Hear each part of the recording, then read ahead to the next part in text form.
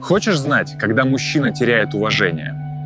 Когда слишком долго терпит то, что ему не по пути. Мужчина теряет уважение не потому, что его кто-то унизил, а потому что сам позволил так с собой обращаться. С каждым разом он становится мягче, но не в хорошем смысле. И однажды перестает быть тем, кем был. Уважение возвращается, когда ты возвращаешь границы. Не через крик, а через позицию. Когда ты спокойно говоришь «нет», когда выбираешь себя, мир начинает воспринимать тебя иначе. Если чувствуешь, что в жизни стало меньше уважения, начни с себя. В Telegram я разбираю, как выстроить внутреннюю силу, границы и уверенность без агрессии. Все по-мужски, без воды.